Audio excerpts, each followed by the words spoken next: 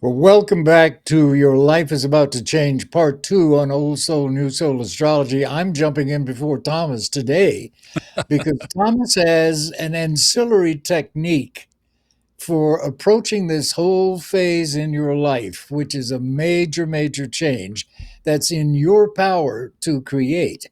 This involves a technique using your physical body to give you answers to whatever you're questioning about. Now, in this case, you can, and why your physical body? Because it is the physicalization of your entire mind, body, spirit gestalt. And here's a technique from Thomas. So you're saying, oh, gee, I'm making a major change in my life. I want to start doing this, or I want to get a job in that field. Here's a physical technique that is invaluable to use for answering exactly these kinds of questions. Thomas? Well, thanks, Robert. This was something that I've learned probably 15 or 20 years ago when I was changing my life. The whole story of that is well documented on my Subconscious Mind Mastery podcast, the one that got all of this started back in 2013. And when I was just looking for new tools of how I was going to live my life differently than the way that I grew up, I found this, and it has been such an incredible connection to higher self that I use it literally multiple times every day. And it's just a simple muscle testing technique. But the way that I use it is to dialogue back and forth with what I believe. And Robert, I'd like your thoughts on this. We did the episode with you the other day on when you talked about meeting with John and how John is a psychic guide for you. And you asked him the first question, "Are you me?" And he said, "I'm a version of you." And I think that we have this higher self, however it's constructed. I don't know that we can know in this physical reality, but to me, it is connecting with, and somebody might just say, plainly, it's God, or somebody might say the Holy Spirit, or somebody might say their higher source, highest power. What are your thoughts on what we're connecting with when we do this? Ooh, exactly what yours are. When I first contacted my psychic guide, if you will, and asked him that question, because I really wanted to know. I wanted, are you an entity Right. coming to possess me, or are you me? And he smiled and said, no, I'm you. But I am also greater than you. Those were his exact words. I am also greater than you, meaning more conscious, more aware. And then after doing it for a year or two, he suggested one night, how would you like to meet my higher self? As I mentioned. So he introduced me to yet another greater level of Mm. awareness. At some point during all of this, you have to wonder, am I talking to God? And the Yeah. answer is yes, you are. Yeah. It's Exactly. it's there for everybody. It doesn't make you holier than thou or any of that, but it is absolutely, and it's millennial of years old, this direct connection with God that we all have. It is. It's That's a just great that point. so Yes. much of society wants to get in between that, us and that, and say, no, the gateway to God is through me. You have to listen to me and read these books and join this group. And that's a start. But once you find this direct connection with it, it's an unbelievable way to live, as you know, and those of us who have this experience, which billions of people have had and written about. So it's nothing unique or rare, even. Yeah, I think it's important that we have in mind what we are talking to, who we are talking to. And I agree with you on that point that we are talking to a higher version of ourself. I think we're talking to highest source. I think this is how God interacts with us. I had a guy on my Subconscious Mind Mastery podcast. This was years ago, but it's back there searchable. Amir Zoji. He's from Australia. And he gave an example of kind of what this is like, and as best we could maybe visualize it. If you think of just a water bottle that you buy up at the convenience store, let's say it's only about that full of water. What he was saying is if all source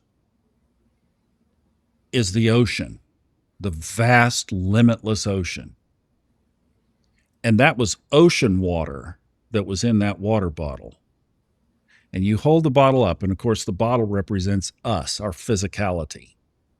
We have the ocean in us. We are part of the ocean. We're not the whole ocean. And that's where, what I grew up with, if you were to say, oh, we have God in us, or if you even took it so far as to say, I am God in a sense that God is in me, sometimes people would say that's blasphemy. Well, it's not from the sense if we're not the whole ocean. We have the ocean in us. And the problem is we're taught, or we grew up, or we've never been taught this technique. So we don't know how to tap into that. Well, this gives us a very simple way to do it. And Robert is exactly correct that our body has a resonance of the truth, things that are positive, true, yes, versus things that are false, lies, no. And that can be, is this person lying to me? And you can just ask simple yes and no questions. It's really the same as horary astrology. What we talk about in the horary course of asking a chart, we can do here with our body, and the techniques of the questions are much the same. In horary, you try to get it down to at least as much of a yes no as you can. And then you can do multiples of that, but the simpler the better. That's the bottom line. So I always try to go for yes and no. Another thing that I do that is, I think, a critical ingredient is I always ask permission. May I ask a question about buying this new car? May I ask a question about asking this person out for a date? May I ask a question about whatever it is that you're coming to it? Somebody asked the other day about an animal, whether to put the animal down or not. These are all things that you can bring to the table, but I always ask permission in a yes-no format. Now, muscle testing originally was taught as a two-person technique. You would hold your arm out parallel to the floor, and somebody else would have to apply the pressure, basically pushing down on your wrist is how I was taught. And if the pressure, if the answer is yes, your body's muscles will hold their tension. If the answer is no or false, then your muscles will go weak. So the idea is if you try to hold your arm up and somebody's pushing down, if the answer is yes, you're able to keep your arm up as close to parallel. If the answer is no, then somebody can move your arm down quite easily, even if you're a strong person. Well, if you're solo or you're by yourself at any given time, maybe your partner is not around, you can't do it that way. And this way works great. Another couple of ways that you can do it solo is I use my non-dominant hand for this, is you can pinch your two fingers together, and then using your dominant forefinger, then you can say, and I always say yes or no. Show me a yes. It's a calibration. Show me a yes, and I'm trying to put my finger through there, and it's not going through. And then show me a no. And it's not that you're, trying to do this. It's just you're going for, is the muscle tight, less tight, or more tight than it was before? Show me a no. No. Another variation of that is you can use your little finger. And the idea here is that there's supposed to be a circuit that connects like this. So the same thing, just show me a yes. It's a little harder to hold that together too. And then show me a no. See, it just a little bit there. But then I learned another way. And because at the time I was living in a humid climate, a humid, warm climate, it worked. I noticed when I was in California, this technique did not work quite as well. And I went back to this as my backup. But it's rubbing your two fingers together. I use my non dominant hand for this for one reason. When I was a kid, that little finger went under a lawnmower blade and it almost took it completely off. So the pad of this finger is kind of messed up. So this is my good forefinger on my left hand, and it works just fine. And rubbing it around like this, if you say, show me a yes as smooth, and I'm really doing this, it's just smooth. And then I say, show me a no. And I mean, I'm not emphasizing that. It just went sticky right there. So show me a yes, show me a no. May I ask about the afternoon plans here in front of everybody as a demonstration? Yes, I'm getting a clear yes, no hesitation at all. Is my highest and best to edit the last podcast that we did or to go out and wash the van? I don't know that that's a valid question. I don't know that it matters too much, but let's just see what happens. My best thing to do this afternoon is, as planned, go out and wash the van. Yeah. My best this afternoon is to go out and run some errands. Yeah. I'm going to do my editing this evening. Yes. Okay. So you can do it like that. A yes, no question. And then if you let's think of something yes, no. Should I ask this person out on a date? All right. And this is going to, now I am going to manipulate this because I'm not in that position. So I don't have anything lined up there. But you would say, may I ask about giving this person a request for a date? Yes. Okay. Should I ask this person? And see, should I is not necessarily the best phrasing because, well, what does that mean? Is it to my highest and best? Is it to my soul's best? Is it to my best time spent? Would it further my soul path? However you want to phrase that, to ask this person on a date. And then you could say, show me a yes, show me a no. Always calibrate it and then ask permission. Would it be to my highest best and the other person's highest best if I reached out to them for us to get together for dinner? Say yes, okay. And I trust this so much that on that right there, if that was my question and answer, I'd go pick up the phone or I'd send however you were going to do it. I explicitly trust this. I have proven it for years, and it has been my guide along every step. My recent move, I asked about various stages and phases of it. Ask about buying a vehicle. Ask about travel plans. Oh, here's one that I do every time I get behind the wheel, car, van, whatever it is. I will do the little test. I'll calibrate. Show me a yes. Show me a no. May I ask about this trip? Generally, almost every time, get a yes. If you don't, you set it aside for a little bit. And I'll say, if I leave now and go on the trajectory that I would go, will I arrive at my destination without any mishaps, accidents, issues, without being introduced to any police officers, flat tires, etc., mechanical problems? Will I arrive incident-free at my destination? Yes. That's mostly.